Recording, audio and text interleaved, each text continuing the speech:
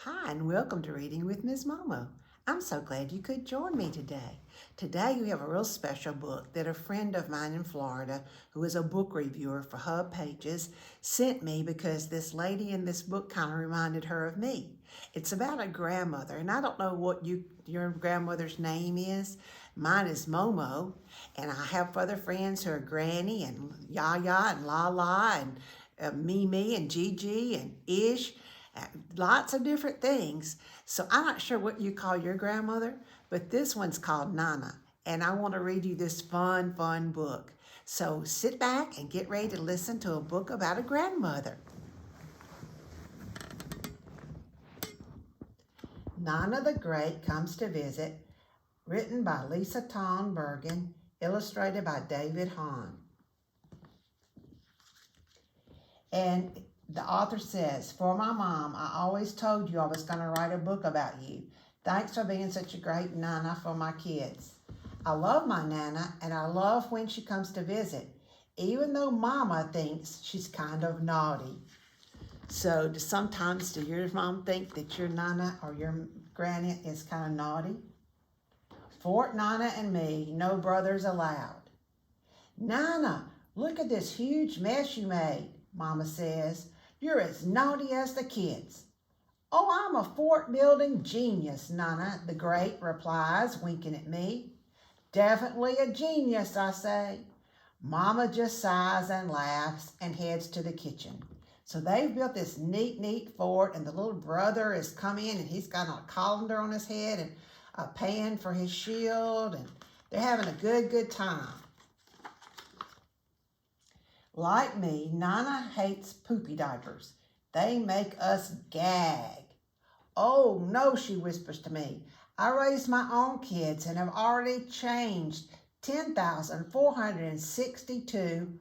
Or wait," she says, tapping her chin. "Make that 10,463 poopy diapers in my life. I don't think I can face one more. My Nana is really great at math." And so there's the family. And Nana is saying she is not going to change poopy diapers. She's already done that. Been there and done that. Nana puts a little sugar on our tomatoes from the garden and feeds them to me as a snack. "Makes them taste better," she says. So she's putting sugar on their tomatoes, and that baby is even eating a tomato. Nana is great with fashion too. She uses 20 different bottles of polish to paint my fingers and toes. Mama says when she sees us, "Do you think you might be getting a little carried away?" "Not at all," Nana exclaims in delight. "When is color a bad thing?" "I suppose variety does make the world a little bit brighter," Mama says. So look at all the bottles of polish, and she's polishing each toe a different color. How much fun is that? Instead of laying out my clothes each morning, Nana lets me make my own choice. "I enjoy seeing your sense of style emerge," she says. "You have such a flair." And here she is trying on all these different outfits, and Nana's watching her, and even the baby got into it and wore different hats. So she gets to pick out her own clothes when Nana's there. She doesn't have to wear something special. She gets to wear whatever she wants to. Nana encourages me to climb as high as I can at the playground. When Daddy gets worried, she says, "If the child doesn't try, how will she know how far she can go?" Take a deep breath. I climb to the tippy top. And there she is climbing, and Daddy's worried, and Nana's cheering her on. Nana tells her, "Keep on trying, keep on trying." Nana helps me make a ginormous hopscotch path down our block using a whole boxes of chalk. Then she breaks out her old pom-poms and cheers us along the way. She doesn't mind when other adults stare. I think even amused Mr. Cornelius," she whispered after we passed him. "He's kind of handsome when he smiles."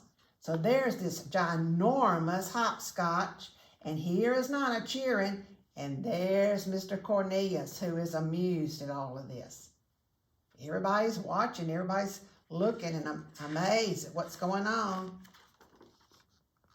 Nana lets me try on all her makeup, and she tells me I look glorious. I'm not sure what glorious means, but I'm pretty sure this is it. And there she is, got on all her Nana's makeup and barrettes in her hair, all fixed up and looking glorious. Nana is great at playing checkers, but she never lets me win. If I pout, she says, keep working at it, and someday you'll beat me fair and square. Won't that feel better than me pretending you won? I'm not sure, but maybe she's right. And there they are playing checkers, and Nana always wins. Now and then I have to let Nana play with my baby brother. Come on, sweet pea, she says, pulling me closer. He's not all bad, is he? Just look at those chubby cheeks. I guess he's kind of cute, I mumble, but inside I really want Nana all to myself. That's okay, she whispers, like she can read my mind. There's plenty of me to go around, and somehow it works out. There's Nana spraying them with the water hose, and they're playing with water balloons, having water balloon fights. Nana sometimes sneaks me dessert before dinner. Just be sure your folks see you eat well, eat all of your veggies, she says quietly, and we'll be good to go. So Nana lets her have some cookies. She sneaks her cookies, but she tells her you've got to eat all your veggies when it's time for your meal. Nana keeps adding water and bubbles to my bath at night. She says we all need a little more fizz in our lives. One time she used up all the hot water in the house. You're worth all the hot water and more, precious girl, she said. And look, he's got bubbles all over him walking around. Nana made a big old bubble bath with lots of hot water. Bet that was fun. When Nana prays with me, she says I don't have to close my eyes. You can talk to God in any way you wish. You can kneel or stand, or you can sit at your window and talk to Him while you stare at the stars in the sky. My favorite way to pray is to dance, she says, praising Him for everything and everyone around me. And so there Nana is doing a happy dance, praising God. And that's her favorite way to praise God and to pray. When Nana visits, she reads me bedtime stories. Afterwards, if I can't sleep, I sneak into her room, and she always has more reading adventures stashed beneath her bed. And there's Nana, and they're under the sheets and reading books with a flashlight. When Nana gets ready to leave, I start to feel sad. You really love your Nana, don't you? Mama asks. Yeah, I say. I know you think she's naughty sometimes. I actually think she's naughty in the best sort of way, Mama says. That's why God gave us grandparents. Somehow they know exactly how much spoiling we need. And look at all of Nana's bags as she's getting ready to leave, and it's making everybody sad. Even before Nanathe the Great hugs me goodbye, I start counting the days until she returns. I'll be back as soon as I can, kiddo, she says. But while we're apart, know that my heart is always with you. And there goes Nana. And they're all waving goodbye. Dear kids, keep this until my next visit. Love, Nana. And she left her colorful necklace for them. Wasn't that a fun story? And yes, it did remind me of myself because I do all of those things. I know that your grandmothers are good to you and that y'all do fun things together.